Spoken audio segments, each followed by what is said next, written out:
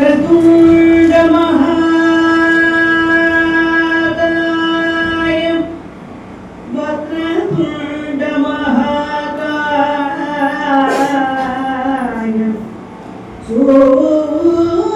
సూర్యకోటి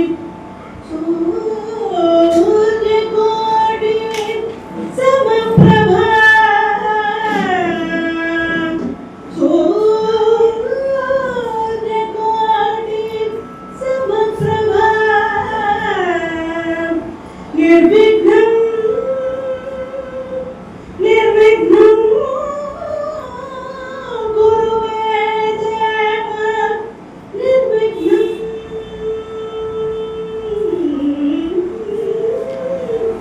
నిర్విఘ్నం కురుమే దేవ కురుమే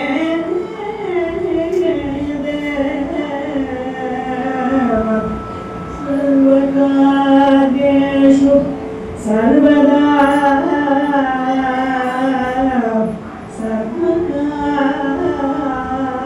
సర్వకార్యేషు సర్వదా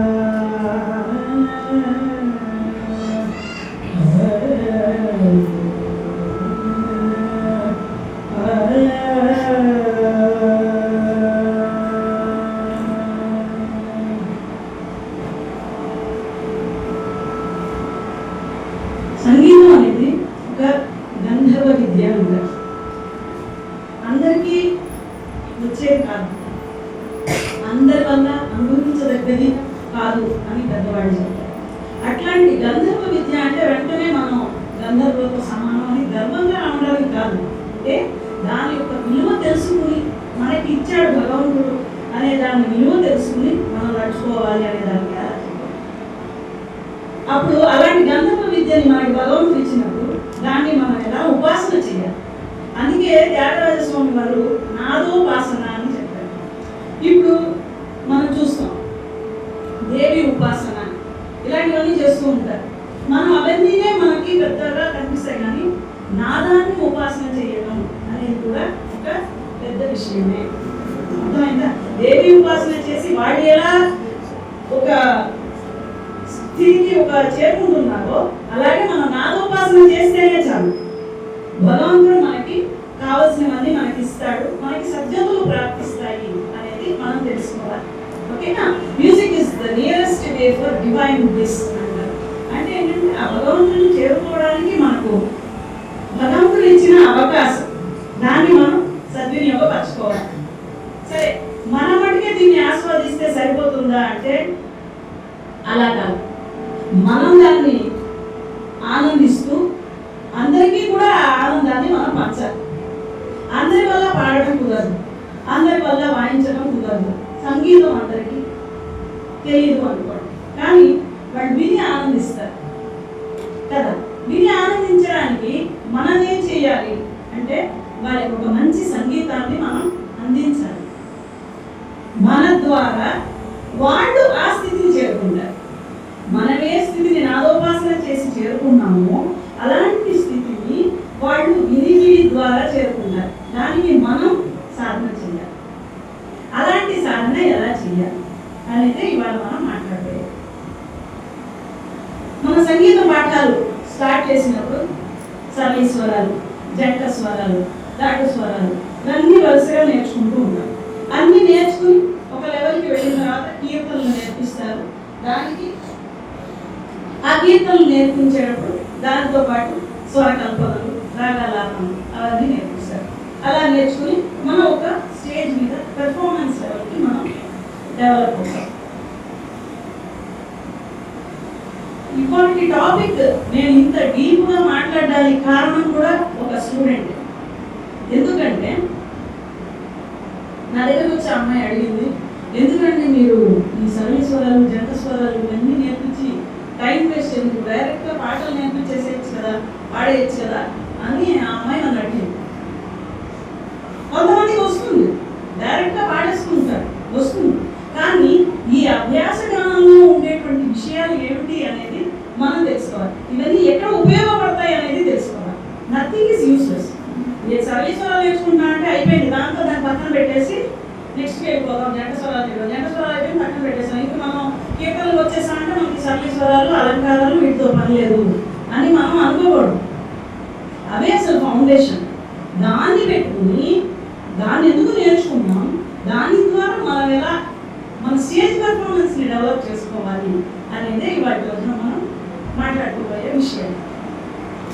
ఫస్ట్ సరళి స్వరాలు నేర్చుకుంటున్నాం. సరళి స్వరాల్లో ఏం చేస్తున్నాం, స్టెప్ బై స్టెప్గా ఒక్కొక్క స్వరంగా ఇంట్రడ్యూస్ చేసి, సరిగా మదరిస సానిధప మాదరిస పాడిన తర్వాత ఒక్కొక్క స్వరంగా ఇంట్రడ్యూస్ చేసి దాన్ని ఎలా డిస్టెన్స్ ఏమి, ఒక స్వరానికి ఇంకొక స్వరానికి ఎంత డిస్టెన్స్ ఉంది, దాన్ని ఎలా మనం అందుకోవాలి అనే దాన్ని చెప్పేదే సరళి స్వరం.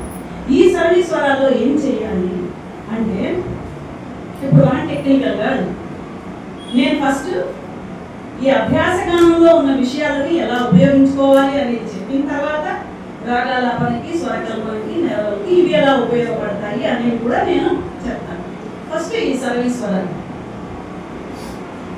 ఈ సరళి స్వరాలు ఏం చేయాలి అంటే వేరే వేరే రాగాల్లో పాడుకోవాలి. మనం ఒక గీతాల్లోకి వచ్చిన తర్వాత మనకి డిఫరెంట్ రాగాలు తెలుస్తాయి. మేడకర్త రాగాలు. ఆ మేడకర్త రాగాలు ఫస్ట్ మనం పాడేది మాయామాండవుడు. ఆ తర్వాత దాంట్లోనే ఏం చేయొచ్చు, అదే సరళి స్వరాల్ని పంతువాడిలో పాడుకోవచ్చు. ప్రతి మధ్యమం వేసి మనం పాడుకోవచ్చు. ఆ తర్వాత మెల్లిమెల్లిగా కరహర ప్రియలో పాడవచ్చు, కళ్యాణిలో పాడవచ్చు, శంకరాభరణంలో పాడవచ్చు. ఇలా అన్ని రాగాల్లోనూ వాటిని మనం పాడుకోవాలి. ఇది స్వరస్థానాలు గట్టిపడడానికి మనకి ఉపయోగపడతాయి. అలాగే తాళానికి ఎలా ఉపయోగపడుతుంది అంటే, మనం వర్ణాలు పాడేటప్పుడు తిశ్రం పాడతాం. ఇందాక కూడా ఆవిడ కచేరీ చేసేటప్పుడు తిశ్రం పాడారు కదా, అది పాడారు. అప్పుడు మనం ఈ తిశ్రం అనేది సడన్గా అక్కడ పాడేస్తే వచ్చేస్తుందా అంటే రాదు. దానికి ఏం ప్రాక్టీస్ చేయాలి అంటే సరళి స్వరాల నుంచి దాన్ని మనం ప్రాక్టీస్ చేయాలి. అది ఎలాగా, ఫస్ట్ మామూలుగా మనం ఎలా పాడతాం,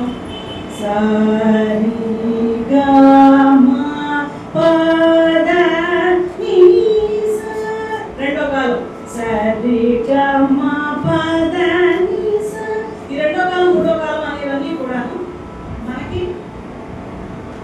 తెలియటం కోసం, అలవాటు అవ్వడం కోసం. ఏ ఫర్ యాపిల్ అంటే ఏ ఫర్ ఆస్ట్రోనాట్ అవ్వదా అంటే కాదు, ఏ ఫర్ యాపిల్ మటుకే అని కాదు. ఫస్ట్ ఏ అంటే యాపిల్ అనే దానికి మనకి A for apple, B for ball అని చెప్తారు. అంతేగాని బీ ఫర్ బ్యాట్ అవ్వదా, బీ ఫర్ బాస్కెట్ అవ్వదా అంటే తర్వాత మనం నేర్చుకోవాలి. దాంతో ఆగిపోకూడదు. అందుకనే ఇది ఇప్పుడు ఇందులో మొదటి కాలం, రెండో కాలం, మూడో కాలం ఉన్నాం కదా. మరి వర్ణాలు పాడేటప్పుడు మొదటి కాలంలో ఎన్ని స్వరాలు పాడుతున్నాం దెబ్బకి, కీర్తనలు పాడేటప్పుడు ఎన్ని పాడుతున్నాం, స్వరకల్పనలు పాడేటప్పుడు, అలాంటివన్నీ మనం ఆలోచించాలి. ఇది వచ్చి బేసిక్ లెసన్ అంతే. దీని నుంచి మనం ఎలా డెవలప్ చేసుకోవాలనేది చూద్దాం. రెండో కాలం పాడుతున్నాం, దెబ్బకి ఎన్ని అక్షరాలు, 2 అక్షరాలు.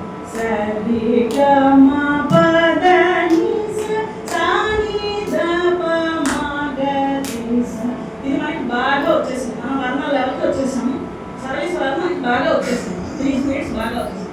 ఇప్పుడు ఏం చేయాలి, దీంట్లో తీసిన ట్రై చేయాలి. ఎలాగా 3 స్వరాలుగా పాడుకోవాలి. సరి గ మ ప ద ని స సా ని ద ప మ గ రి స సరి గ మ ప ద ని స. 3 ఆవృతాలు పాడితే ఒకసారి తాళానికి అవుతుంది. ఓకేనా? ఇలా మనం ఏం చేయాలంటే ఫస్ట్ సరళి స్వరాల్లో పాడుకోవాలి. స్టార్టింగే వర్ణంలో పాడేసి మనకి రాలేదు, ఇది చాలా కష్టంగా ఉంది అని మనం డ్రాప్ అవ్వడం కాదు. ఫస్ట్ సరళి స్వరాల్లో పాడుకోవాలి. తర్వాత ఏం చేయాలి, సరి గ మ ప ద ని స సా ని ద ప మ గ రి స సరి గ మ ప ద ని స సా ని ద ప మ గ రి స. తర్వాత ఖండం, సరి గ మ ప ద ని స సా ని ద ప మ గ రి స సరి గ మ ప ద ని స సా ని ద ప మ గ రి స సరి. అట్లా ఖండం ప్రాక్టీస్ చేసుకోవాలి. డైరెక్ట్గా ఖండం వచ్చేసేయాలి అంటే రాదు. మనకి వచ్చిన విషయాన్ని, బాగా తెలిసిన విషయాన్ని ఎలా స్ప్లిట్ చేసుకోవాలి అనేది చూసుకుని, ఆ తాళ పోకడ ఎలా ఉంది అనేది మనం అబ్జర్వ్ చేసామంటే కష్టమైన వాటిల్లో కూడా మనం దీన్ని ఇన్కార్పొరేట్ చేయొచ్చు. అది సరళి స్వరాల యొక్క సీక్రెట్. అర్థమైందా? సో మీరు వర్ణంలో మీకు తిశ్రం రాలేదంటే ఫస్ట్ సరళి స్వరాల్లో తిశ్రం పాడుకోండి, ఆ తర్వాత మీకు వర్ణంలో ఈజీగా వస్తుంది. ఇది ఇంకా ఎలా యూస్ అవుతుంది అంటే మన రాగంతానం పల్లవి పాడటం చూసారా, ఆ స్టేజ్లో కూడా ఇది యూస్ అవుతుంది.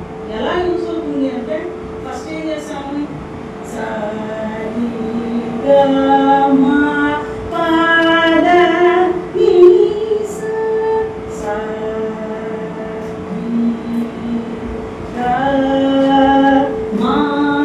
రెండు దెబ్బలకి, తర్వాత 4 దెబ్బలకి, అలాగే మనం దాన్ని ఎక్స్టెండ్ చేసి పాడుకుంటే మనకి ఆ రాగంతానం పల్లవి పాడేటప్పుడు ఇంతకాలం పాడతాం కదా, ఇంతకాలం పాడతాం కదా, అప్పుడు ఇది మనకి ఎలా పాడాలి అనేది తెలుస్తుంది.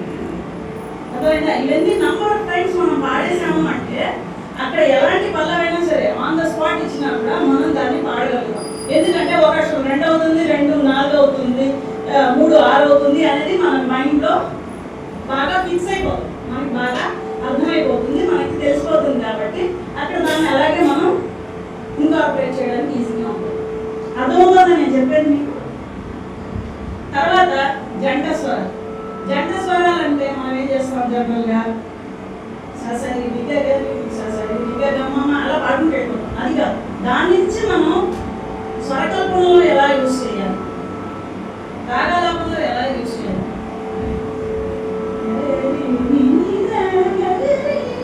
అని ప్రయోగం ఇక్కడే ఉంది. ఆ స్ఫూరితం అనేది ఎలా ఉపయోగించాలి రాగలాపంలో అది వస్తుంది. అలాగే స్వరకల్పనలో కూడా మనం ఈ జంట స్వరాన్ని మనం యూజ్ చేసుకోవచ్చు. అని పాడుకుంటాము, అక్కడ మనకి అది యూస్ అవుతాం కదా. సో అన్ని రకాల్లోనూ మనం ఇది ప్రాక్టీస్ చేసుకోవాలి. అంటే నేను అనేది ఇలాగే ప్రాక్టీస్ చేయాలంటారు. జంట స్వరాల్లో మీ బుక్లో ఉన్నదాన్ని అలాగే అన్ని రకాల్లో పాడుకోవడం చెప్పట్లేదు. ఇలాంటి డిఫరెంట్ కాంబినేషన్స్ మనం ఎలా ట్రై చేయాలి అనేది చెప్తున్నాను. ఓకేనా? ఇది ట్రై చేస్తే మనకి నెక్స్ట్ ఆన్ ద ప్లాట్ఫామ్ మనకి పాడేటప్పుడు ఈజీగా అనిపిస్తుంది, అప్పుడు డిఫికల్ట్. అలాగే ఘాటు స్వరాలు. నెక్స్ట్ ఘాటు స్వరాలు. ఘాటు స్వరాలు ఎలా ఉపయోగిస్తాం చెప్పండి. ఇప్పుడు పాడిన గగారి నిద గగారి ఆ డిస్టెన్స్ ఎంత ఉంది అనేది మనకి తెలుస్తుంది. ఘాటు స్వరాలు అనేది చాలా చాలా ఇంపార్టెంట్. ఎందుకు ఇంపార్టెంట్ అంటే సిగ్జాగ్గా ఇప్పుడు అన్ని రకాల్లో అన్ని స్వరాలు ఉండవు. సాని పట్టుకుని వీ పాడేద్దాం, వీలు పట్టుకుని గా పాడేద్దాం, గాని పట్టుకుని మా పాడేద్దాం అంటే కుదరదు. సడన్గా బాగుండదు, అయ్యో బాగాలేదు నేను ఎలా పాడేది అంటే అలా కాదు. ఏ స్వరం లేకపోయినా పాడగలగాలి అనే దానికోసమే ఘాటు స్వరాలు పెట్టారు. అర్థమైందా? సమ్మా సప్ప ఆ డిస్టెన్స్ మనకి అర్థం కావాలి కరెక్టా? అందుకని అప్పుడు రాగాల స్వరకల్పన పాడేటప్పుడు మనకి ఆ డిస్టెన్స్ మనకి తెలిసిందంటే మనం ఈజీగా అందుకోగలుగుతాం. అందుకనే ఆ డిస్టెన్స్ తెలియాలి. అలాగే ఆ రాగాల్లో డిఫరెంట్ డిఫరెంట్ ఫేజెస్ ఉంటాయి, డిఫరెంట్ డిఫరెంట్ కాంబినేషన్స్ ఉంటాయి. ఒక్కొక్క దాంట్లో ఒక్కొక్క స్వరం వర్జ్యంగా ఉంటుంది. ఆ వర్జ్యం లేదు అన్నప్పుడు ఎలా పాడాలి అనేది మనకి తెలుసు. కనకర ప్రియ లాంటి రాగాల్లో ఇలాంటి ప్రయోగాలు ఎక్కువగా ఉంటాయి. ఘాటు స్వరాలు సగది సన్నిధి సన్నిధ సన్నిధ అనే ప్రయోగాలు ఉంటాయి. ఆ రకానికి అది అందం, అందుకని దాన్ని ఉపయోగిస్తారు. అప్పుడు మనం తెలుసుకోవాలి అది చెప్పారు కదా అని ప్రతి రాగంలోనూ మనం పాడేసుకోవాలి. భజ్యం అన్నారు కదా, సరే నేను కనకర ప్రియలో పంచమం తీసేసి పాడేస్తాను కుదరదు, ఏమైపోతుంది అది అలా పాడకూడదు. ఆల్రెడీ ఫేమస్గా ఉన్న రాగాల్లో అలా పాడకూడదు. ఇప్పుడు కళ్యాణి పంచమం తీసేస్తే ఏ రాగం ఎవరికి తెలియదు కాబట్టి అది మనం పాడుకోవచ్చు. అర్థమైందా? ఆల్రెడీ ఫేమస్ అయిపోయిన రాగాల్లో మనం ఇలా నేను పంచమం తీసేసి పాడేస్తానండి, అది ఇంకొక రాగా ఇది విశేష ప్రయోగం అండి అని చెప్పకూడదు. సరేనా? ఏ రాగాల్లో అయితే కనుక అది రక్తిగా ఉంటుంది అనేది మనం నోట్ చేసుకోవాలి పాయింట్స్. ఆ తర్వాతనే దాన్ని మనం ప్రయోగించాలి. తర్వాత అలంకారాలు. అలంకారాలు ఎలా పాడాలి? అలంకారాలు అన్ని రాగాల్లోనూ పాడుకోవాలి. నేలకష్ట రాగాలు లేకపోతే అప్పుడప్పుడు షాడో రాగాల్లో పాడుకోవాలి. సరి గరి సరి గరి సరి గరి అప్పుడు ఏమవుతుంది మరి అనేది ఆ మానించి ఆ జాగు ఎలా వస్తుంది అనేది మనకి అప్పుడే అర్థం అవుతుంది. ఒక స్వరం నుంచి ఇంకో స్వరంకి ఎలా కనెక్టివిటీ ఉంటుంది అనేది మనకి అర్థమవుతుంది అనే దానికోసమే ఆ ప్రయోగాలు.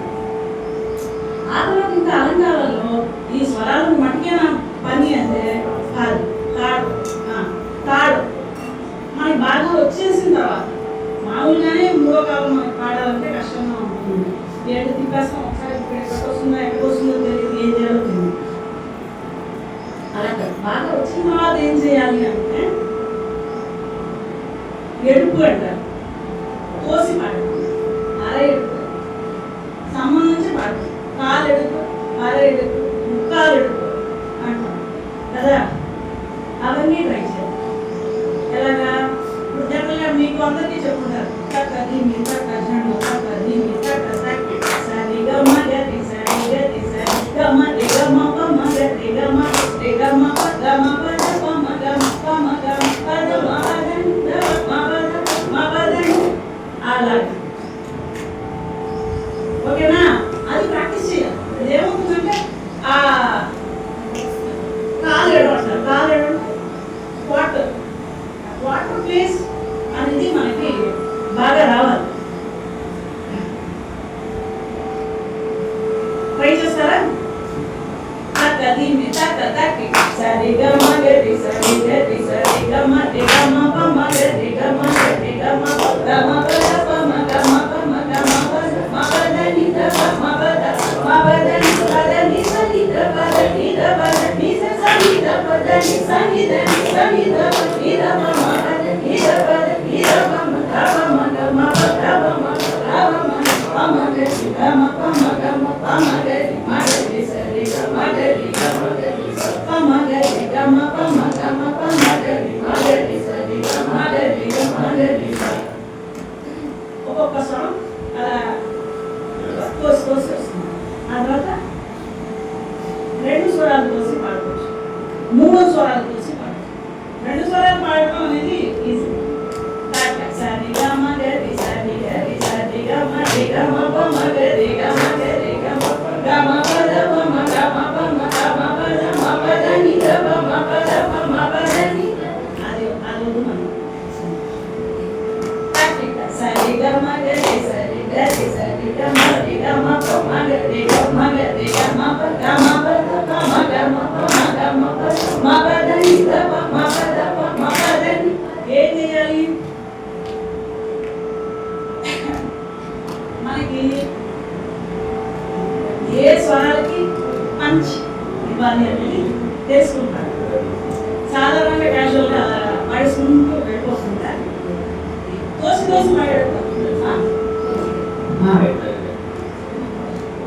పాడేటప్పుడు మనం ఒక పంచ్తో పాడు, అప్పుడు కానీ అది ఆ ప్రజెంటేషన్ అనేది మనకి రాదు. సరి గమ గరి సరి గరి సరి గమ రి గమ పమ గరి గమ గరి గమ ప గమ పద. కరెక్టే, బాగుందా? తక్కి సరి గమ గరి సరి గరి సరి గమ రి గమ పమ గరి గమ రి గమ ప గమ పద పమ గమ ప గమ ప మపదని మపద మపదని అలా పాడేస్తాం. తమిళ్లో దాన్ని అదట్టాలు అంటారు. ఏంటంటే భయపెట్టించడం, అలా బెదిరించడం, బెదిరించడం.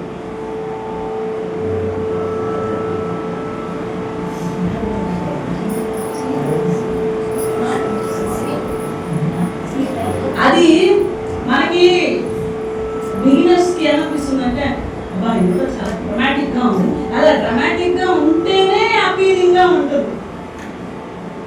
స్టేజ్ మీద అలా చేస్తేనే వినట్టు ఏదో చేస్తున్నారే అనుకుంటారు. లేకపోతే ఇప్పుడు నేను ఇందాక పాడితే అదో పాడుతున్నాడు అనుకుంటారు. అంతేగాని ఇలా పాడేటప్పుడు మనం కొంచెం ఒక ఫోర్స్ పాడేటప్పుడు ఏమవుతుందంటే ఓ ఏదో చేస్తున్నారు, ఇప్పుడు సంథింగ్ ఇస్ గోయింగ్ ఆన్ అనేది ఒక డైవర్షన్ అనేది దొరుకుతుంది. సో ఇవన్నీ ప్రాక్టీస్ చేసి పెట్టుకుంటే మనకి అక్షరాలు చాలా యూస్ఫుల్గా ఉంటాయి. తర్వాత వర్ణం, ఇందాక ఆల్రెడీ అనుకున్నట్టుగా వర్ణాల్లో తిశ్రం పాడుకోవడం, అకారం పాడుకోవడం, ఖండం పాడుకోవడం ఇవన్నీ చేస్తాం. వర్ణాలు ఎలా పాడుకోవాలి అనేది కాకుండా వర్ణాలు ఫ్రేమ్ ఎలా ఉంది, దాన్ని ఎలా ఫ్రేమ్ చేశారు అనేది కూడా మనం ఆలోచించాలి. ఇప్పుడు మోహన వర్ణం ఎగ్జాంపుల్ తీసుకుందాం. ఆ మోహన వర్ణం మీరు వినంగానే మీకు ఎక్కడ చూసినా కనిపించేది ఏంటి? గాంధారం. ఎక్కడ చూసినా గాంధారమే కనిపిస్తుంది. అప్పుడు అదేంటది? గాంధారం అనేది దానికి జీవస్వరం, లైఫ్. కళ్యాణి, కళ్యాణిలో ఏం వినిపిస్తుంది? నిషాదం. నిషాదం వినిపిస్తూనే ఉంటుంది ఎప్పుడు చూసినా. సో అదేంటది? దానికి జీవస్వరం అనేది మనం అర్థం చేసుకోవాలి. అలాగే థియరీలో మనం ఊరికే చదివేసుకుంటాం. మీరందరూ కాలేజ్ పిల్లలు కాబట్టి నేను చెప్తున్నాను. నేను అది ఫేస్ చేశాను కాబట్టి. నేను విజయవాడ మ్యూజిక్ కాలేజ్లో డిప్లొమా చేశాను. మాకు అప్పుడు ఏం చేసేవాడు, థియరీ క్లాస్ అని పెట్టేసి దాంట్లో రాగ లక్షణాలు, అన్ని రాగాలకి ఎడపడ సర్వస్వర కమల వరిక రక్తి రాగం నా ఇందులో జన్యం అది అయిపోయింది. అబ్బా అయిపోయింది, బైకాటే మట్టి కొట్టేయడం. గ్రహస్వరం అంటే తెలియదు, నా న్యాసస్వరం అంటే తెలియదు, అంశస్వరం అంటే తెలియదు. బట్టి అంటే ఏంటంటే నేను ఎందుకు చెప్పొస్తున్నానంటే you should club the practical and the theoretical substance. అది విడిగా నేర్చుకోవడం, ఇది విడిగా నేర్చుకోవడం కాకుండా రెండింటినీ కలిపి ఎలా మనం నేర్చుకోవాలి అనేది చూడాలి. ఇప్పుడు మోహన రాగం తీసుకున్నాం అనుకోండి, రాగం అన్ని చోట్ల రాగం కనబడుతుంది. తర్వాత ఎత్తుగడ ఏం కనబడుతుంది? పంచం. చిట్టాయి స్వరాలు చూస్తే మీకు అర్థమైపోతుంది కదా. తారశబ్దం, అలాంటి దైవతం, ఇలాంటివన్నీ. అంటే ఏంటి, ఇవి ఎందుకు నేర్చుకుంటున్నాం అంటే నెక్స్ట్ స్టేజ్లో మనకి ఎవరైనా ఒక పాట ఇచ్చి అమ్మ దీన్ని మోహనంలో ట్యూన్ చేయమ్మా అంటే ఎక్కడో రిషభంలో నుంచి ఎత్తేసుకుని నేను మోహనంలోనే కదా చేశాను అని అంటే కుదరదు. ఎందుకంటే అది ఎత్తుకున్న స్వరమే కాదు కదా. సో గాంధారం నుంచి కానీ పంచమం నుంచి కానీ మనం దాన్ని తీసుకొని పాడాలి అనేది మనకి తెలియాలి అనే దానికోసమే వర్ణాలని సెట్ చేశారు. సో వర్ణాలు బాగా సాధన చేయాలి. వర్ణాలు సాధన చేసేటప్పుడు ఈ విధంగా ఆలోచించి సాధన చేయాలి. దాంట్లో ఎలాంటి ప్రయోగాలు వచ్చాయి, ఎలా వాళ్ళు స్వరస్థానాలు వాటిని ఆ ప్రయోగాలు ఎలా చేశారు అనేదాన్ని మనం చూసుకుని చేస్తే కనుక మనకి ఇవి మన స్టేజ్ పెర్ఫార్మెన్స్కి ఉపయోగంగా ఉంటాయి. ఓకేనా? సో ఇక్కడి నుంచి ఏంటంటే ఇక్కడ దాకా మనం ఇప్పటి వరకు అభ్యాస జ్ఞానంలో నేర్చుకున్నవన్నీ కూడా ఎలా స్టేజ్ పెర్ఫార్మెన్స్కి యూజ్ చేయాలి అనేది చెప్పారు. ఇందులో ఏమన్నా మీకు డౌట్స్ ఉన్నాయా? అర్థమైందా అందరికీ చెప్పే విషయాలు? సరే, నెక్స్ట్ ఫస్ట్ మనం మనోధర్మం అని స్టార్ట్ చేసేటప్పుడు దేంతో స్టార్ట్ చేయాలి? ఏమో స్వరకల్పనతో స్టార్ట్ చేయాలి. రాగాలాపలికి వెళ్ళిపోకూడదు, స్వరకల్పనతోనే మనం స్టార్ట్ చేయాలి. అలా స్వరకల్పనతో స్టార్ట్ చేసేటప్పుడు ఏమవుతుందంటే చిన్నపిల్లలు రేపు నాకు జ్వరం వస్తుంది అంటారు. అంటే వాళ్ళకి ఆ వొకాబులరీ ఎలా మాట్లాడాలో తెలియదు, ఏదో మాట్లాడుతూ ఉంటారు కదా. అలాగే మనం కూడా ఈ స్వరాలని ఇష్టం వచ్చినట్టు ఎడపడా పాడేసుకుంటూ ఉంటారు. తప్పులు వచ్చినా సరే, సరిగా వచ్చినా సరే, అదే ప్రాక్టీస్. ఎలాగైనా సరే అది పాడుకుంటూ ఉంటారు. అది వెంటనే అక్కడ ఎవరో సుధాకరనాథన్ గారు కచేరిన అలా నాకు రాలేదే అనుకోకూడదు. వాళ్ళు ఎంతో సాధన చేస్తే అది పాడారు.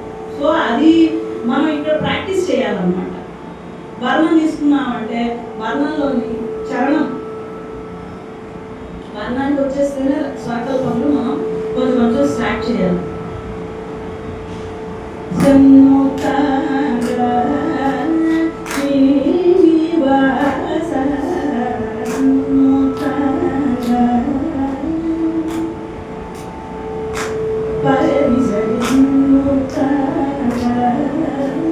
అలాగా 5 స్వరాలు 4 పాడడం అనేది అంత యాక్సెప్టబుల్. 5, 7 అలాంటివి పాడుకోవాలి.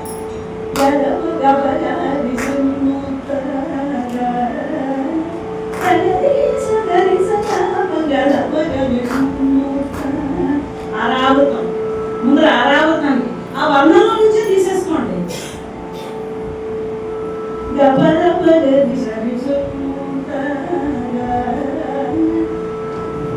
వర్ణంలో ఉన్న ప్రయోగాలు. అదేలా ప్రాక్టీస్ చేయాలో చెప్తాను. ఇప్పుడు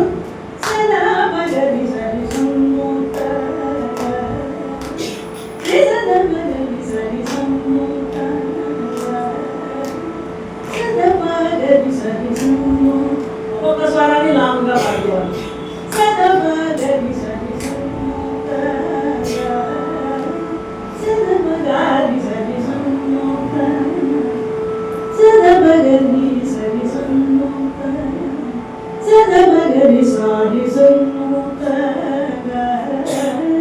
ఇవన్నీ ఏంటంటే చాలా బోరింగ్గా ఉన్నాయి.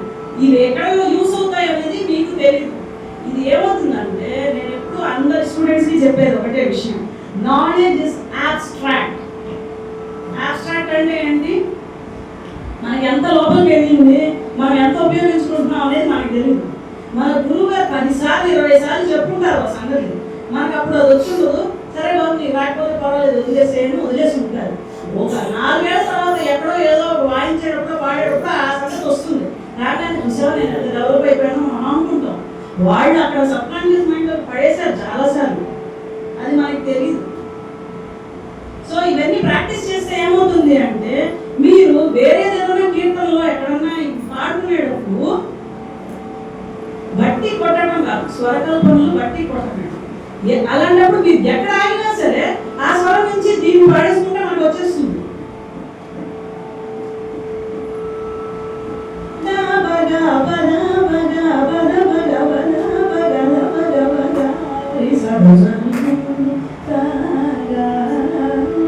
అదేమవుతుంది, దీన్ని తీసుకెళ్ళి అక్కడ మనం ఫిక్స్ చేసేయచ్చు. కరెక్టా? అని ప్రాక్టీస్ చేసాం, ఒక 10 సార్లు ప్రాక్టీస్ చేసాం. అది ఎక్కడ కానీ మన స్వరం ఏమో సరి అని బుక్లో రాసుకున్నాం అనుకోండి. ఓకే, ఎక్కడో మర్చిపోయాం, సడన్గా బ్లాంక్ అయిపోయింది. సరి అని పాడలేం కదా.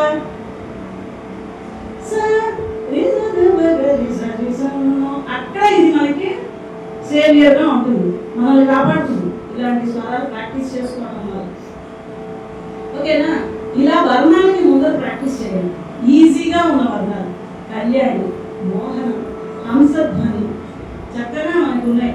ఇలాంటి వర్ణాలు సంపూర్ణ రాగాల్లో ఉన్నవి. వీటిని చరణాల నుంచి స్వరకల్పనలు ప్రాక్టీస్ చేసుకోవాలి. అలాగే నెక్స్ట్ ఏం చేయాలి? ఇప్పుడు నేను చెప్పాను కదా, ఆది తాళానికి సగం ఆవృతం అంటే 2 ధృతాలకి మటుకు పాడేసుకోవాలి. ఓకేనా? ఆ తర్వాత ఏం చేయాలి? అలా వరుసగా పాడేసుకుంటే వెళ్ళిపోతే సరిపోతుందా అంటే కాదు. ఇప్పుడు మనం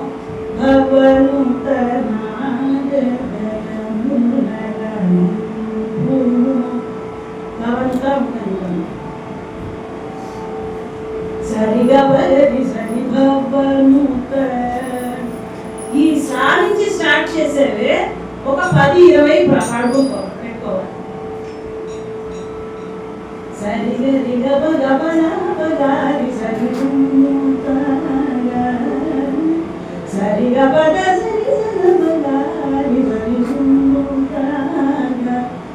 ఏదో గబ భావంలో ఏం చేయాలి అంటే ఆ స్వరంలోంచి సాధించి ఎన్ని స్వరాలు వీలైతే అన్ని సరిగా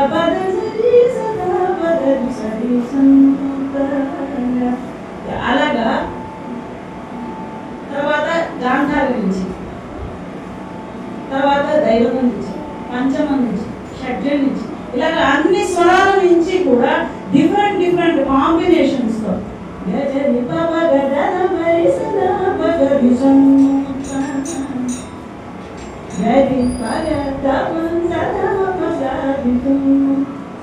ఇలాంటివన్నీ ప్రాక్టీస్ చేసుకోవాలి. అర్థమవుతుందా నేను చెప్పాను? ఇలా మనం ప్రాక్టీస్ చేసుకోవడం వల్ల ఏమవుతుందంటే డిఫరెంట్ కాంబినేషన్స్, డిఫరెంట్ ప్లేసెస్ అన్నీ ఎగ్జాస్ట్ అయిపోతాయి. ఎలా పాడినా సరే మనకి ఆ చోటికి మనం పాడేయగలుగుతాం. ఎక్కడైనా సరే పాడేయడం. తర్వాత ఏం చేయాలి? 3, 5, 7 ఇలాంటివన్నీ ప్రాక్టీస్ చేసుకోవాలి. 3s ఎన్ని రకాలుగా పాడొచ్చు అనేది చూడాలి.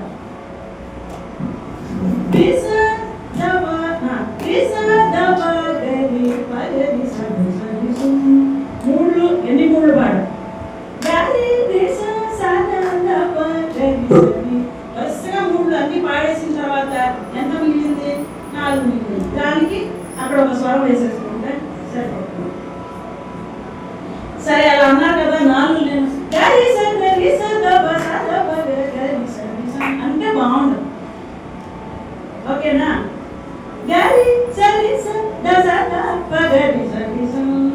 అంటే బాగుంటుంది. అది మళ్ళీ 4లే. కానీ ఏమైంది? దాన్ని మనం అలాగా ఎలా స్ప్లిట్ చేయాలి అనేది మనం తెలుసుకుని దానికి తగ్గట్టుగా మనం పాడుకుంటే కనుక అది కూడా రంజకంగానే ఉంది.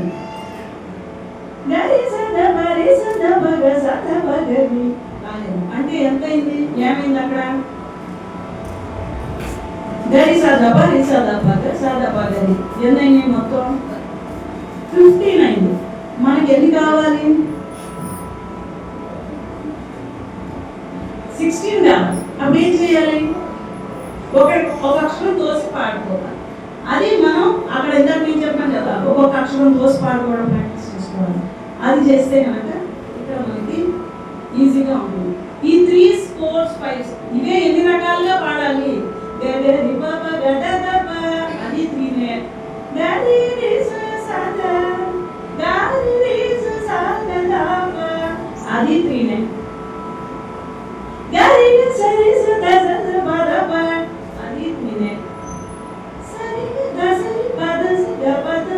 అది 3నే. ఇలాంటివన్నీ పెట్టుకోవాలి. 4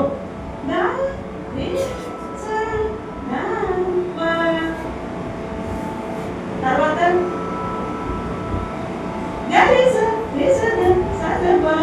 అది 4.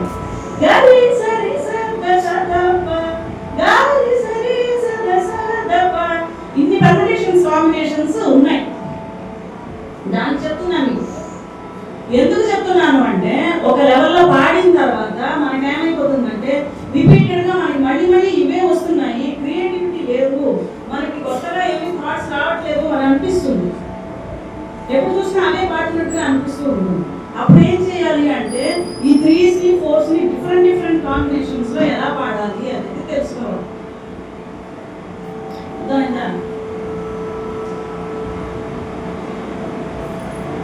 తర్వాత 5 కూడా అలాగే.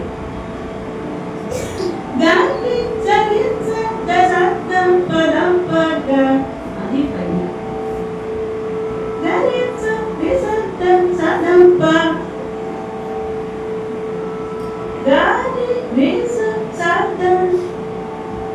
ఇలాగా మనం ఒక విషయాన్ని ఎన్ని రకాలుగా చెప్పచ్చు. గురువు గారు 3 5 పాడమన్నారు, 3 7 పాడమన్నారు అంటే అవి మటుకి అలాగే పాడుకుంటూ ఉండకూడదు. 7 పాడాలి అంటే గర్రి సదప మటుకే కాదు, గరి సదప అని పాడుకోవచ్చు. గరి సదప రి సదప పాడుకోవచ్చు. అలా పాడితే ఏముంటుందంటే ఒక చేంజ్ డిఫరెంట్ గా కనిపిస్తుంది. మనం పాడేటప్పుడు అవతల వాళ్ళు వినడానికి అది చేంజ్ గా కనిపిస్తూ ఉంటుంది. రి సా ని ద అనేది అయింది. దీన్ని ద రి సా ని ద అన్నమాట 9 అయింది. ద రి సా ని ద అని పాడితే 10 అవుతుంది. 10 పాడమన్నారంటే గురుగారు నేర్పించేది గరిసన్నిద నేర్పించారంటే అది మటుకే 10 అనుకుంటే మనకి మనం అక్కడతో ఆగిపోతాం. అందుకే నేను చెప్తున్నాను ఇవన్నీ మీకు అర్థమవుతుందా? ఈ 5s 10s 9s 7s combinations అన్నీ కూడా ఎన్ని రకాలుగా మనం చేయొచ్చు అనేది we have to think over it. బాగా ఆలోచించి నంబర్ ఆఫ్ టైమ్స్ రిపీటెడ్ గా చేసేదాని వల్ల మనకి క్రియేటివిటీ వస్తుంది. ఒకటి లాంగ్ ఒకటి షార్ట్ ఒకటి లాంగ్ ఒకటి షార్ట్ అలా పాడుకుంటూ వచ్చేటప్పుడు ఎన్ని రకాలుగా వస్తుంది ఉంది అనేది అన్ని రకాలుగాను పాడి మనం వాటిని ఎగ్జాస్ట్ చెయ్యాలి. అప్పుడు మనకి ఇది పాడడానికి వస్తుంది. ఓకేనా? ఇలాగా జంట స్వరాలు, ఘాటు స్వరాలు ఇలాంటివన్నీ కూడా యూజ్ చేసి సంపూర్ణ రాగాలు ఫస్ట్ తీసుకుని పాడుకోండి. కళ్యాణి లాంటి రాగాలు తీసుకోండి, లేకపోతే బాగా అలవాటైన హంసధ్వని లాంటి రాగాలు తీసుకొని పాడండి. ఆ తర్వాత కొన్ని రాగాల్లో ఇది ఇలా యూజ్ చేయొచ్చా యూజ్ చేయకూడదా అనే డౌట్లన్నీ వస్తూ ఉంటాయి. అలాంటప్పుడు ఏం చేయాలంటే వర్ణాలు రిఫర్ చేయాలి. మీరు థియరీలో చదువుకుంటారు అమూర్ఛనాకారక రాగాలు అని. అంటే ఏంటంటే మూర్ఛనకి తగినట్టుగా అవి ఫిట్ అవ్వవు. మోహనం సరిగ్గా పదస్తే సదపగరిస అంతే, అది ఇలాగే ఉంటుంది, వేరే మారదు. కానీ అమూర్ఛనాకారక రాగాలు ఉంటాయి. అవేమవుతాయి అంటే ఒక్కొక్కసారి ఒక్కొక్కలాగా ప్రయోగాలు ఆ ప్లేసెస్ని బట్టి మారిపోతూ ఉంటుంది. అలాంటి రాగాలకి ఏం చేయాలి అంటే మనం వర్ణాలు కానీ పెద్దవాళ్ళు చేసిన కీర్తనలు కానీ రిఫరెన్స్ తీసుకుని ఆ రిఫరెన్స్ పెట్టుకుని మనం చేయాలి. అందుకే వాడు పెద్దవాడు ఆ కీర్తనలు వాటిలో చేశారు. ఆ కీర్తనని రిఫరెన్స్ చేసుకుని ఈ ప్రయోగం ఇలా ఉంది కాబట్టి ఇది జెన్యూన్ ప్రయోగం, ఇది చేయొచ్చు అనేది మనకి తెలుసు. లేకపోతే మనకి ఇది ప్రయోగం చేయొచ్చా చేయకూడదా అనేది కూడా తెలియదు. ఓకేనా? అర్థమైందా? స్వరకల్పనలో వేరే ఏమైనా డౌట్స్ ఉంటే మీరు అడగచ్చు. చెప్తున్నది అర్థమవుతుందా? ఓకే, నెక్స్ట్ మనం రాగాలాపనకి వెళ్దాం. నెక్స్ట్ రాగాలాపన ఎలా డెవలప్ చేయాలి అనేది ఫస్ట్ చూస్తాం. ఫస్ట్ ఏం చేయాలి అంటే ఒక కీర్తన నేర్చుకున్నాము అంటే ఆ కీర్తనలో ఎక్కడో పైన షెడ్యూల్లోనో ఎక్కడో ఆపుతాం కదా, ఆపే చోట ఫ్లాష్ లైటింగ్ ఫేసెస్ అంట. ఆ ఫ్లాషెస్ ఎలా పాడాలి అనేది తెలుసుకోవాలి.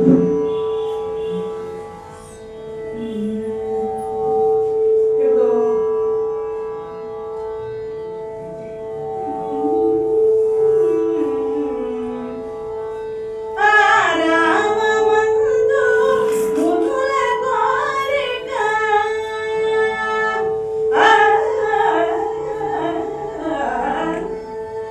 అని అక్కడ అది రాసేసుకోండి, ఏం తప్పులేదు. ఏ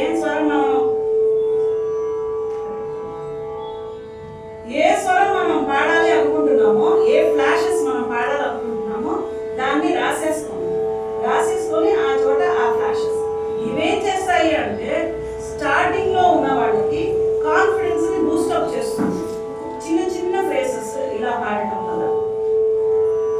ఆ తర్వాత ఏం చేయాలి అంటే చిన్న చిన్నగా ఇప్పుడు ఒక కీర్తన పాడమని ఎక్కడన్నా అడిగారు, ఒకే ఒక కీర్తన మటుకు పాడమన్నారు అనుకోండి. మగా గణపతి మనస స్మరామి అని పాడుతున్నాం.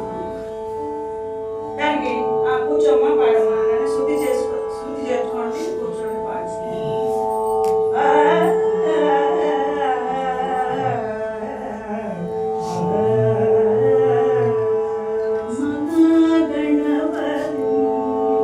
అలా పాడుకోవాలి. That is the way to develop. అర్థమైందా?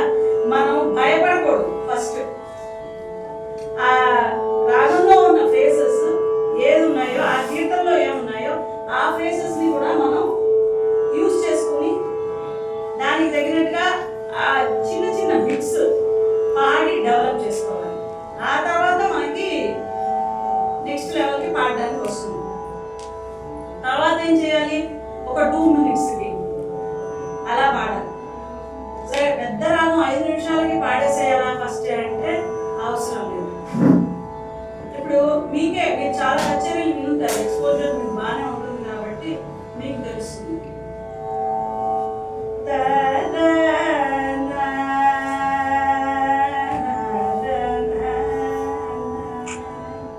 అనగానే ఏమనుకుంటారు మీరు? సరే, ఇంకో 5 నిమిషాలు పాడుతుంది, మనం నిమిషాలు కూర్చున్నాం అని కూర్చుంటారు. అంటే ఆ ఫ్రేజ్, అంతేగాని నేను ఇందాక చెప్పాను కదా, ఒక పాట మటుకు పాడమన్నారంటే గణపతే మహామతే అని పాడుతున్నారు అనుకోండి, అని స్టార్ట్ చేయకూడదు.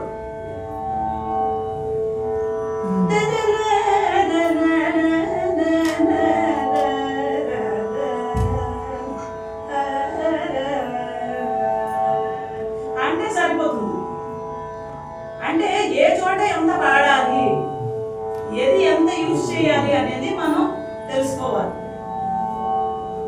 అర్థమవుతుందా చెప్పేది? 2 minutes పాడాలంటే ఎంత పాడాలి?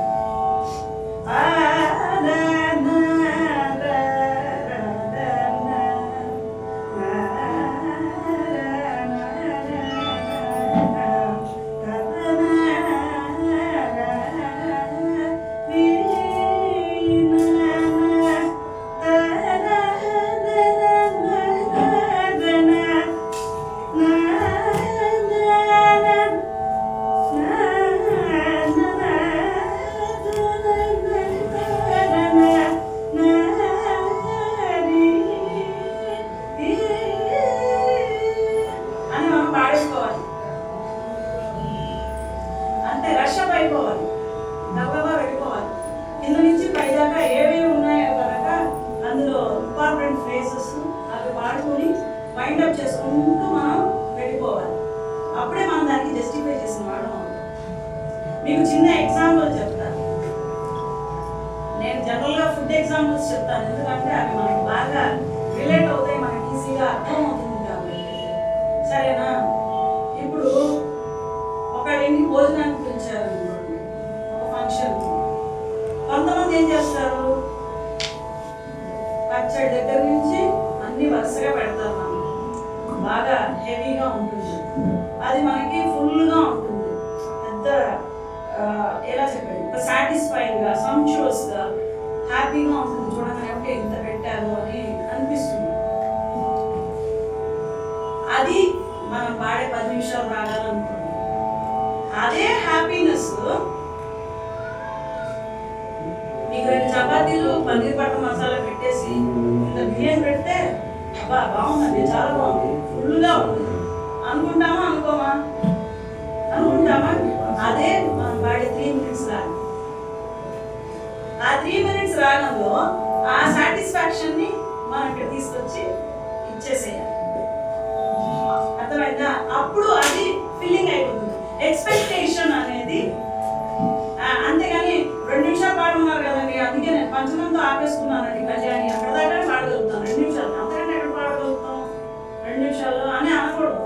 ఆ 2 నిమిషాల లోపల ఎంత పాడగలుగుతామో అంత పాడి దాన్ని కంప్లీట్ చేసి దాని ఒక ఫుల్ పిక్చర్ మనం ఆ రాగానికి ఇచ్చేసేయాలి. అప్పుడు వినేవాళ్ళకి తక్కువ టైం అయినా సరే ఆ ఫుల్ రాగం ఎసెన్స్ విన్న హ్యాపీనెస్ని మనం ఇవ్వగలుగుతాం. అర్థమవుతుందా చెప్పేది? దానికి ఎలా ప్రాక్టీస్ చేయాలి?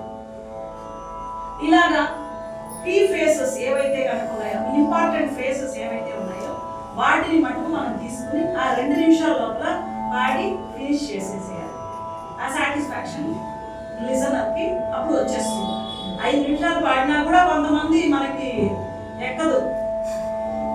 10 నిమిషాలు పాడతారు కానీ అందులో ఏమీ ఉన్నట్టుగా ఉండదు. అలా కాదు. 10 నిమిషాలు పాడాను కదా, నేను అన్ని చోట్ల ఆగి పాడాను కదా అంటే కాదు. అలా కాదు. దాంట్లో ఎసెన్స్ ఏముంది అనేది చూసుకుని దానికి తగినట్టుగా మనం ప్రెజెంట్ చేయాలి.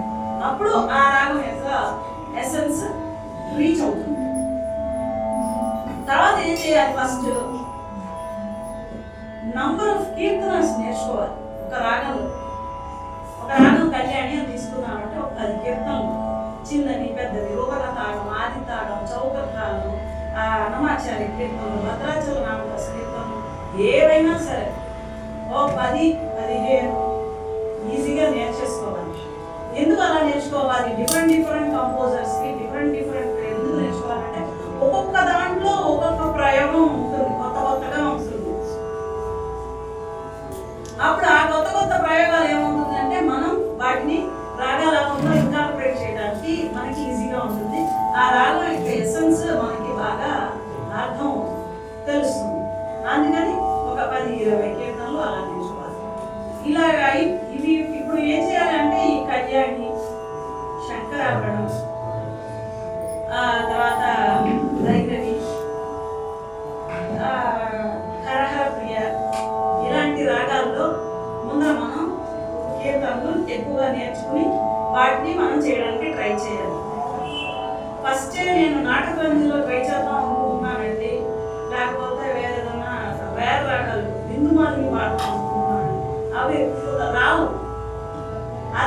ఫీల్ అయితే ప్రయోజనం లేదు. సో ముందు ఇలాంటివి చిన్న చిన్నగా స్టార్ట్ చేసి సంపూర్ణ రాగాల్లో ఎక్కువ నేర్చుకుని ఆ తర్వాత వాటిని ఇన్కార్పొరేట్ చేయాలి. ఎక్కువ వినాలి. పెద్ద పెద్ద వాళ్ళ కచేరీలు ఎక్కువ వినాలి. వాళ్ళు ఎక్కడి నుంచి ఎక్కడికి వెళ్ళారు, ఏ ప్రయోగాలు ఎలా పాడారు అనేదాన్ని మనం పాడాలి. శంకరాభరణానికి కళ్యాణికి మధ్యమం ఒకటే తేడా కదా అనేసి నేను శంకరాభరణంలో దైవతంలో ఆగి పాడతానండి అంటే పాడకూడదు, నిషాదంలో ఆగి పాడతానండి అంటే పాడకూడదు. ఎందుకంటే ఆ రంగానికి అక్కడ పాడే స్కోప్ లేదు. పెద్ద పెద్ద వాళ్ళు వింటే మనకు అర్థం అవుతుంది. పచ్చమ తర్వాత డైరెక్ట్గా వాళ్ళు షడ్జానికి వెళ్ళిపోతారు, తార షడ్జానికి వెళ్ళిపోయి అక్కడ ఉన్న ప్లేసెస్ పాడుకుంటారు. కానీ ఈ మధ్యలో ఉన్నవి ఎవరు పాడరు. ఎందుకంటే దానికి నెక్స్ట్ పక్క పక్కన ఉన్న రాగాల యొక్క ఛాయలు దైవతంలో నిలబడి పాడితే కనుక కాంపోజింగ్ వెళ్ళిపోయే అవకాశాలు ఉన్నాయి, నిషాదంలో నిలబడి పాడితే కళ్యాణికి వెళ్ళిపోయే అవకాశాలు ఉన్నాయి. సో అవి అంటే కొన్ని కొన్ని ఒక్కొక్క ఇప్పుడు మనం సినిమా హీరో పెట్టుకుంటాం కదా, యాక్షన్ హీరో అంటే వీడే ఫైటింగ్ చేస్తే బాగుంటుంది, వీడు ఒక లవర్ బాయ్, వీడు ఎప్పుడు చూసినా ఇలాంటి రొమాంటిక్ సినిమా చేస్తేనే బాగుంటుంది, అలా మనం పెట్టేసుకుంటాం కదా. అలాగే ఈ రాగాలకి ఈ ఫ్రేసెస్ నేను వినూత్నంగా కొత్తగా ట్రై చేద్దాం అనుకుంటున్నానంటే ఆ పరిధి లోపల ఏమి ట్రై చేయగలుగుతామో అవే మనం ట్రై చేయాలి. కానీ కొత్తగా మనం ఏవి దాంట్లో నుంచి తీసుకురాలేదు. ఓకేనా? ఆ రాగానికి ఇంతే స్కోప్ ఉంది అంటే అదే పాట. నెక్స్ట్ ఇంకొక సీక్రెట్ చెప్తాను మీకు. మీరు కొంతమందికి కొన్ని రాగాలు నచ్చుతాయి, కొంతమందికి వాయిస్ అలా ఉంటుంది. బేస్ వాయిస్ ఎక్కువ ఉందనుకోండి, బాగా గంభీరంగా ఉంది అంటే వాళ్ళు తోడి, శంకరాభరణుడు, కరహరప్రియ అలాంటివి తీసుకుని పాడుకోవాలి. ఫ్రజైల్ వాయిసెస్ ఉంటాయి, సన్నటి గొంతులు ఉంటాయి, అలాంటి వాటికి లైటర్గా ఉండే రాగాలు బాగుంటాయి. కళ్యాణి లాంటి రాగాలు తీసుకొని పాడుకోవాలి, హంసత్వం లాంటి రాగాలు తీసుకొని పాడుకోవాలి. లేదు నాకు గొంతు సన్నగా ఉన్నా నేను శంకరాభరణమే పాడతాను అంటే ఆ ఎసెన్స్ అనేది మనం తీసుకురాలి మన గాత్రం. చెప్పండి, ఏదైతే కనుక మనకి సూటబుల్గా ఉంటుంది, ఏది మనం పాడగలుగుతాం అనేది మనం చూసుకుని దానికి తగినట్టుగా సెలెక్ట్ చేసుకోవాలి. అలాగే పెద్ద పెద్ద వాళ్ళ కచేరీలు యూట్యూబ్లో ఉన్నాయి. మీకు ఇందాక ఆయన అన్నారు యూట్యూబ్లో వింటే మనకి ఆ సాటిస్ఫాక్షన్ ఉండదు, నేరుగానే కచేరీలు వినాలి అని. ఎందుకు అది అంటే ఆ వైబ్రేషన్ మనకి రీచ్ అవుతుంది. ఒకవేళ కనుక వాళ్ళు ఎక్కడన్నా ఒక ఫ్రేజ్ ఏదైనా మిస్ చేశారు, లేకపోతే ఈ ఫ్రేజ్ నుంచి ఈ ఫ్రేజ్కి వెళ్ళారు. ఇంకొక విషయం ఏంటంటే మనం కచేరీకి నేరుగా వెళ్ళినప్పుడు అటెంటివ్గా ఉంటాం. ఎందుకంటే మళ్ళీ మనకి అవి దొరకవు. యూట్యూబ్లో అంటే ఎవడో బెల్ కొట్టాడంటే సరే బాస్ నొక్కేసి వెళ్ళిపోయి మళ్ళీ వచ్చి వింటాం. అది ఎక్కడ విన్నామో తెలియదు, ఎక్కడ ఆపామో తెలియదు, ఎందుకు మొదలు పెట్టామో కూడా తెలియదు కదా. అవునా కాదు? ఆ వచ్చిన వాడు 5 నిమిషాలు అయిపోతారో 6 గంటలు అయిపోతారో తెలియదు, ఈ పాట ఎందుకు ఇక్కడ ఆగిపోయిందో కూడా ఎవరికి తెలియదు. సో దానివల్ల ప్రయోజనం లేదు. సో మనం ఒక కచేరీకి వెళ్తే ఏమవుతుందంటే ఫోకస్డ్గా మనం full and full 2 hours 3 hours వాళ్ళే చూస్తూ ఉంటాం. కాబట్టి వాళ్ళు ఎలా హ్యాండిల్ చేస్తున్నారు ఆ సిచ్యువేషన్, మెయిన్గా అది. ఒక తప్పు వచ్చింది, తప్పు రాకుండా ఎవరికి టు ఎవ్రీ సినిమా ఆ తప్పుని వాళ్ళు ఎలా మేనేజ్ చేస్తున్నారు, అక్కడి నుంచి వాళ్ళు ఎలా తీసుకెళ్తున్నారు అనేది మనం తెలుసుకోవాలి. ఒకవేళ కనుక పక్క వాయిద్యం వాయించేవాళ్ళు అనుకోండి, వైలిన్ వాయించేవాళ్ళు అనుకోండి, వీళ్ళన్నీ పాడేశారు రాక వాళ్ళు ఎక్కడి నుంచి మొదలు పెడుతున్నారు. ఇందాక నేను చెప్పాను కదా, పాడేవాళ్ళు లాంగ్గా ఉండే ఫ్రేసెస్తో స్టార్ట్ చేస్తారు అనుకోండి, 5 నిమిషాలకు పాడడానికి. వైలిన్ వాడు అలా స్టార్ట్ చేయలేదు, ఎందుకంటే వాడు ఆల్రెడీ చాలా ఎగ్జాస్ట్ చేసేసారు కాబట్టి రాగాన్ని. వాళ్ళు మధ్య నుంచి ఎక్కడో మొదలు పెడతారు, కీ ఫ్రేజ్ ఏదో ఒకటి మొదలు పెడతారు, అక్కడి నుంచి వాళ్ళు వాయించగలుగుతారు. సో మనం నేర్చుకున్న దాన్ని ఎలా ఇన్కార్పొరేట్ చేయాలి. ఓకే, మనం ప్రాక్టీస్ చేసేది వేరు, మనం నేర్చుకునేది వేరు, దాన్ని స్టేజ్ మీద పెర్ఫార్మ్ చేసేది వేరు. ఆ స్టేజ్లో వాళ్ళు ఆ టైంని ఏం టాక్టిక్స్ యూజ్ చేశారు, ఎలా వాళ్ళు దాన్ని హ్యాండిల్ చేశారు అనేది మనకి నేరుగా వెళ్ళి కచేరీ వింటే కానీ మనకి అర్థం కాదు. సో కానీ ఈ యూట్యూబ్లో ఉండే రాగాలాపాలు వీటి వల్ల ఏమిటి ప్రయోజనాలు, కచేరీల వల్ల ఏం ప్రయోజనాలు అంటే లర్నర్స్, బిగినర్స్ ఏం చేయొచ్చు అంటే వాటిని విని అలాగే నోటేషన్ రాసుకోవాలి. ఓ 10 సార్లు వింటే అలాగే వచ్చేస్తుంది. ఎంత కారు ఇచ్చారు. ఈ నోటేషన్ రాయడం అనేది ఎలా ఉంటుంది అంటే వర్ణాలు బాగా పాడుకుంటేనే మళ్ళీ నోటేషన్లు వస్తాయి. లేకపోతే కీర్తనల్ని నోటేషన్తో మనం రాసుకునేటప్పుడు పాడేటప్పుడు ఆ ఫ్రేజ్ ఎక్కడ పాడారు, ఒక రాగాన్ని ఐడెంటిఫై చేయగలగాలి.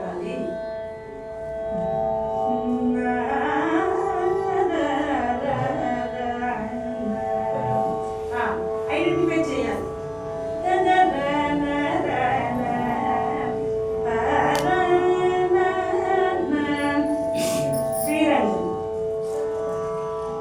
అప్పుడు మనకి డిఫరెన్స్ అనేది తెలియాలి. ఎట్లా పాడారు వాళ్ళు మైక్ ఇటు పెట్టుకుంటారు, ఇటు పెట్టరా, శృతి ఎక్కువ లాగిస్తుంది. అదే శృతి. ఓకే. అందుకని మనం ఆ రాగాలాపాలు విని వాటిని అలాగే నోటేషన్ లో రాసేసుకోవాలి. అర్థమవుతుందా? బిలహరి, హంసధ్వని, కళ్యాణి, ఇలా ఒక సెట్, ఒక 5-6 రాగాలు ఒక 10 మంది పాడినవి వినండి. ఒకళ్ళే పాడినవి వింటే కూడా మళ్ళీ మీకు రిపీటెడ్ ఫేసెస్ రావడానికి అవకాశాలు ఉన్నాయి. సో 10 రకాలుగా పాడిన వాళ్ళు, 10 రకాలుగా వాయించిన వాళ్ళు అలాంటివన్నీ విని వాటిని నోటేషన్స్ రాయాలి. ఆ నోటేషన్స్ రాసేటప్పుడు దేన్ని ఆధారం చేసుకొని రాయాలి అంటే వాళ్ళ తంబూర శృతి ఏముందో ఆ తంబూర శృతి మీరు పెట్టుకోండి. దాంట్లో షడ్జ పంచమాలు ఎక్కడ ఉన్నాయో చూసుకోండి. ఆ తర్వాత దాన్ని నోటేట్ చేయాలి. ఇష్టం ఉన్నట్టు మనం పాడేస్తున్నారు, వాళ్ళు రాసేస్తున్నారని మనం రాసేసుకోకూడదు. ఓకేనా? ఎలా చేయాలి అనే దానికి కూడా ఒక పద్ధతి ఉంది. మీరు ఆ శృతి పెట్టుకుని దాన్ని వింటూ ఏ చోట ఎంతసేపు పాడారు మెటిక్యులస్ గా వర్క్ చేయాలి. చాలా మెటిక్యులస్ గా వర్క్ చేయాలి. ఏ చోట ఎంతసేపు పాడారు, ఎంత విరామం ఇచ్చారు, ఎంత లాగి పాడితే దాంట్లో ఎంత రక్తిగా ఉంది, లేకపోతే దాన్ని షార్ట్ గా పాడితేనే బాగుంది. అన్ని రాగాలు లాగి పాడిస్తే బాగుండదు. ఆరవి రాగం ఉందనుకోండి, దాన్ని మనం మీడియం ప్లేస్ లోనే పాడాలి. ఆరవి రాగాన్ని మనం లాంగ్ గా పాడలేము, లాంగ్ ప్లేసెస్ తో పాడలేము. ఎందుకు పాడలేము? అల్పస్వరం ఆగది సాగు దిశాని అనుకోండి, అవి అల్పస్వరాలు ఉన్నాయి కాబట్టి వాటిని మనం లాంగ్ ప్లేసెస్ తో మనం పాడితే అది తప్పుగా వస్తాయి కాబట్టి. సో ఒక్కొక్క రాగానికి ఒక్కొక్క పేస్ ఉంది. అర్థమైందా? ఏ రాగం ఎలా పాడాలి? బిలహరి మీడియం పేస్ లో పాడాలి. కళ్యాణి అన్ని పేసుల్లో పాడచ్చు. కరహర ప్రియ అన్ని పేసుల్లో పాడచ్చు. హంసధ్వని ఫాస్ట్ పేస్లోనే బాగుంటుంది. ఇలాంటివన్నీ కూడా మనం వినికిడి మీద మనం డెవలప్ చేసుకుని నేర్చుకోవాల్సిన విషయాలు. అర్థమైందా?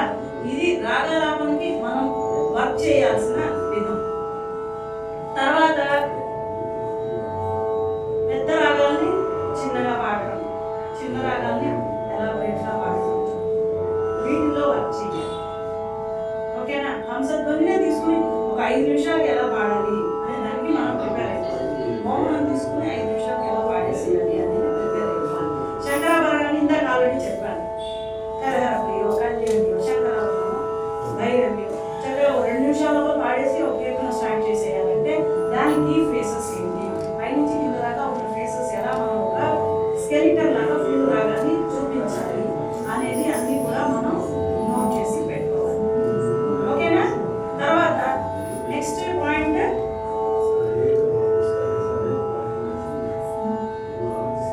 ఇప్పుడు కొన్ని రాగాల్లో కొన్ని ప్రయోగాలు చేయకూడదు అనేవి ఉంటాయి. అవి ఏమిటి అనేది ముందు తెలుసుకోవాలి.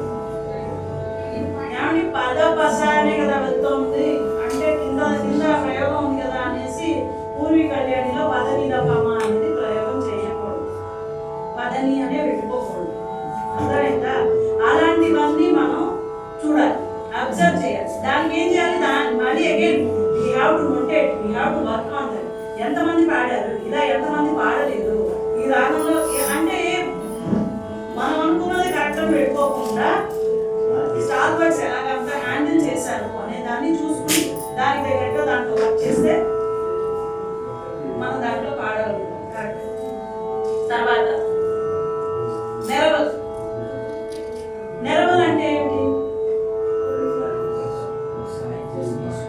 ఒక సాహిత్యాన్ని తీసుకుని ఆ రాగంలో దాన్ని ఎలాబరేట్ గా మనం డిఫరెంట్ స్టైల్స్ లో దాన్ని పాడడం. ఇప్పుడు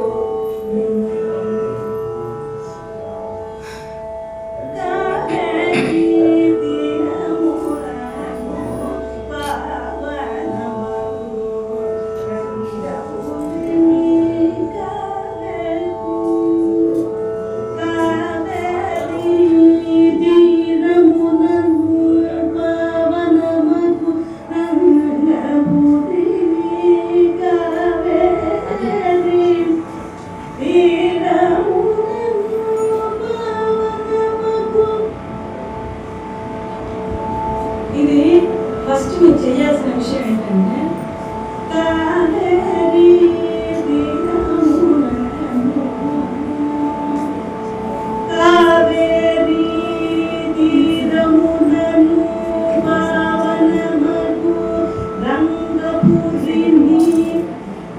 ఒకే చోట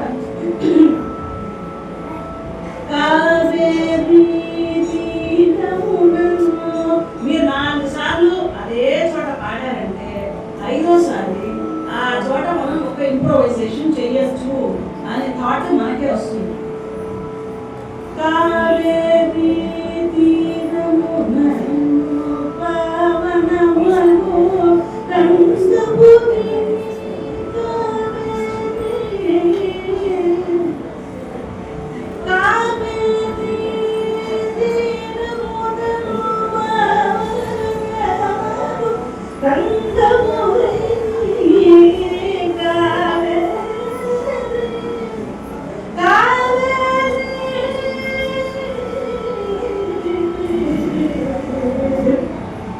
వర్జం పాడేసుకోవచ్చు. కావేరి లాగా మనం పాడేసుకోవచ్చు.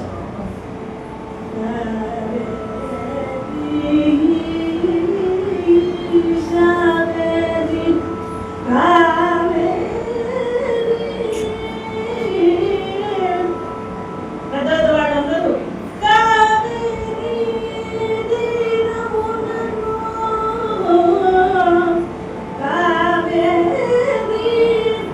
కావేరి ఎన్ని రకాలుగా బాగుందో అన్ని రకాలుగా మనం దాన్ని పాడుకోవచ్చు అనేది అక్కడ మనం అండర్స్టాండ్ చేస్తాం. అలాగే లాంగ్ కార్లో ఉన్న స్వరాలు ఏంటి, కార్లో ఏమి ప్లేసెస్ ఏంటి, కావేరీ అన్ని లాంగ్ ఉన్నాయి. సో మనం అక్కడ ఎంత లాంగ్ అన్నా పాడవచ్చు. తీరమునను అక్కడే పాడాలి. తీరము అంటే ఆ ఎసెన్స్ అనేది ఆ సాహిత్యం లోపం వచ్చేస్తుంది కాబట్టి అది మనకి బీచ్ అవుతుంది. అలాంటి పాయింట్స్ చూసుకోండి, దాన్ని నోటేట్ చేసుకోండి. అలాగే నెలవల్ని కూడా నోటేట్ చేసుకోండి. ఒక్కొక్క చోట ఇందాక గ్రహస్వరం చెప్పాను కదా, అలా ఒక్కొక్క చోట దాన్ని కావేరీ తీరమునను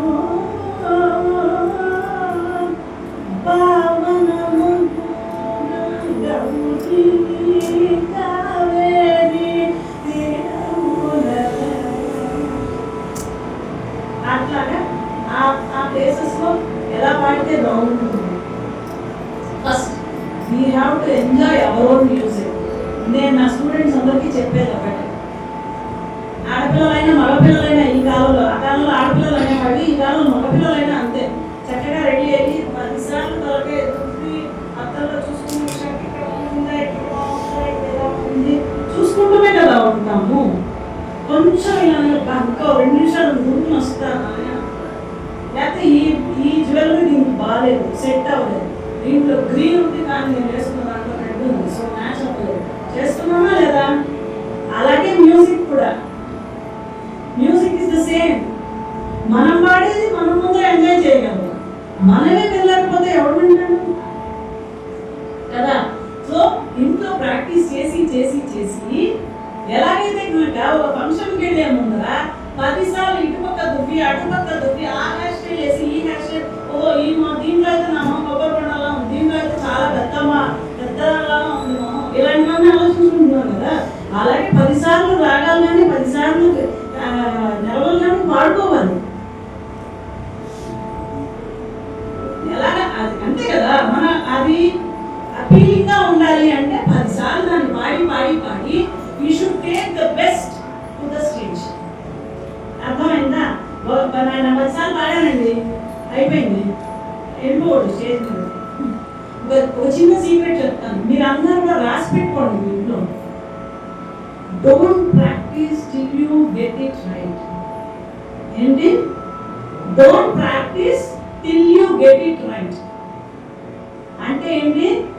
కరెక్ట్గా వచ్చేలాగా ప్రాక్టీస్ చేయడం ప్రాక్టీస్ కాదు. Practise till you don't get it wrong అంటే తప్పు రానంత వరకు ప్రాక్టీస్ చేయాలి, అది ప్రాక్టీస్. అర్థమైందా? వచ్చేసింది అనేసి వదిలేసి వెళ్ళిపోతే ప్రాక్టీస్ కాదు. తప్పు రానంత వరకు నిద్రలో లేపినా సరే, ఎక్కడ పాడమన్నా సరే, ఎక్కడ వాయించమన్నా సరే, ఎక్కడ చెప్పమన్నా సరే దాన్ని మనం కరెక్ట్గా చెప్పగలగాలి. That is practice till you don't get it wrong. ఎప్పటికీ రాంగ్గా రానేకూడదు, అప్పటిదాకా ప్రాక్టీస్ చేయాలి. That is what is practice. Okay, good. Next, ఇప్పుడు ఆర్టీపీ గురించి ఒక కొంచెం చిన్నగా చెప్తాను. రాగం తానం పల్లవి, మీకు డిప్లొమా చేసే వాళ్ళకి రాగం తానం పల్లవి వస్తుంది.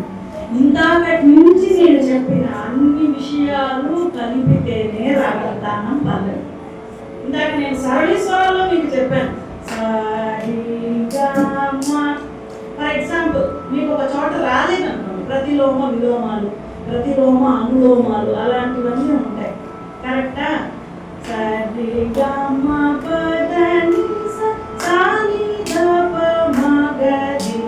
ఇదే పల్లవి, ఇదే పల్లవి. ఓకే, మనం అలా అనుకుందాం. దీనికి ఇది ఆశ. దీనికి కింద పాడాలంటే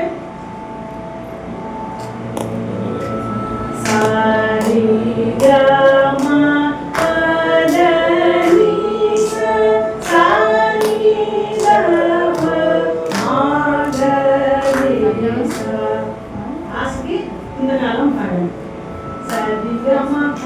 తీసుకో పాడాలి.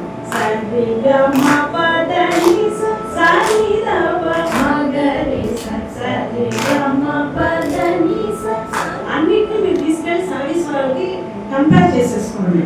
చాలా ఈజీగా ఉంటుంది లైఫ్, కాంప్లికేషనే ఉంటుంది. తీసరం అయిపోయిన తర్వాత 4 పాఠం. ఆ తర్వాత ఏం చేస్తాం? ఖండం అనేది ఆప్షన్, అవసరం లేదు. త్రికాలం ఇప్పుడు మనం పాడేసాం కదా, పైకాలం అది పాడేసాం.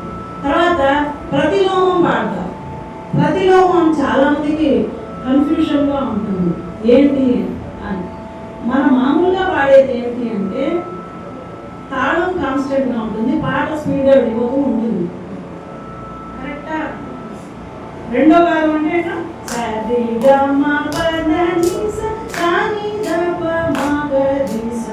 ఇది పాడేసాం. ప్రతిలోమం అంటే ఏమవుతుందంటే తాళం చేంజ్ అవుతుంది, పాట అలాగే ఉంటుంది. ఇప్పుడు ఈ సరిగమ పదనిసానే అది వేరు.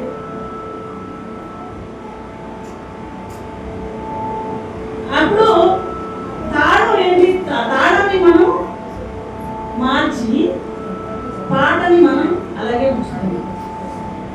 సరిగమ పదనిస సరిగమ పదనిస సరిగమ పదనిస సరిగమ పదనిస సరిగమ పదనిస సరిగమ పదనిస. దీంట్లో సెకండ్ డిగ్రీ అంటే ఇంతకంటే సరిగమ పదనిస సరిగమ పదనిస సరిగమ పదనిస సరిగమ పదనిస. నేను ఎందుకు అన్నిటికీ సర్వీస్ వల్ల ఎగ్జాంపుల్ చెప్తున్నానంటే మీకు ఈజీగా రిలేట్ అవుతుంది. లేకపోతే నేను ఒక ఒక బకెట్ తీసుకుని చెప్పేసేయచ్చు, కానీ అది ఏమి మీకు అర్థం కాదు కాబట్టి నేను ఇలా చెప్తున్నాను. ఓకేనా?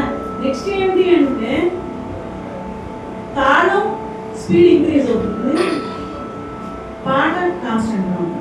సరి గమ ప్లేస్ సరి గమ పదని సని గమ మగరి సరి సరి గమ పదని సని గమ మగరి అనేసుకున్నాడు.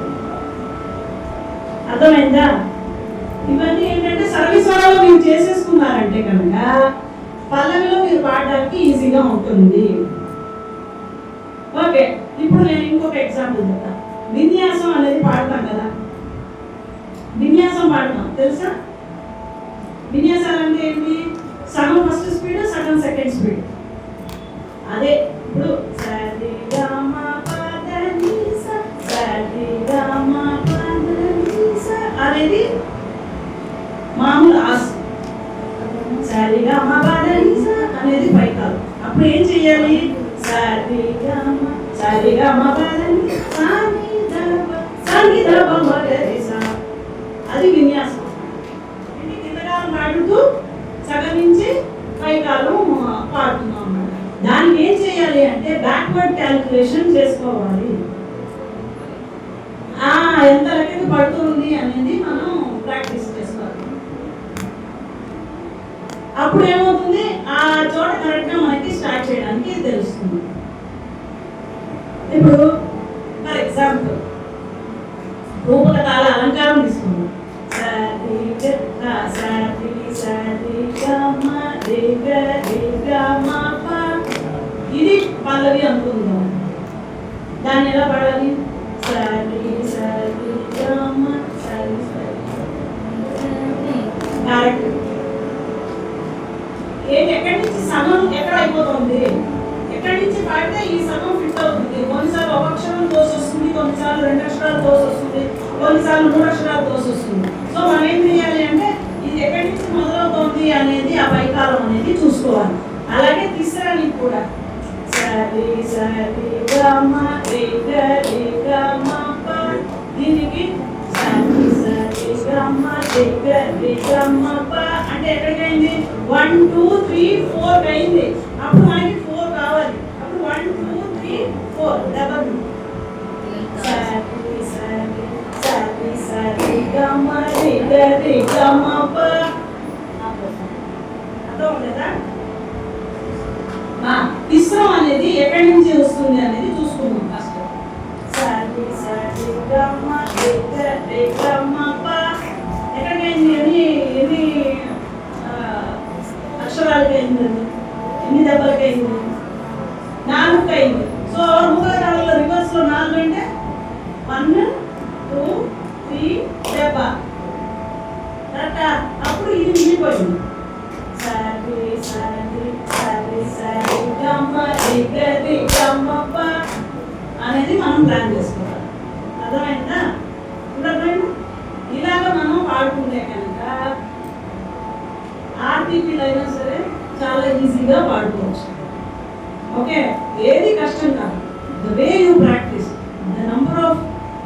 అందరికి నేను గంటలు పాడేస్తున్నానండి అంటే కాదు, ద వే యూ ప్రాక్టీస్ అనేది చాలా ఇంపార్టెంట్.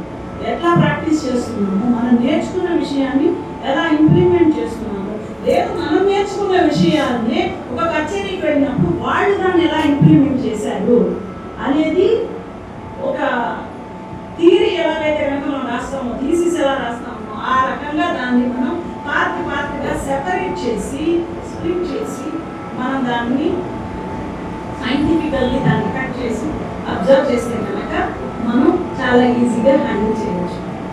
ఓకేనా? Thank you so much. ఈ ఆపర్చునిటీ ఇచ్చినందుకు స్వరభారతి వారికి నా ధన్యవాదాలు.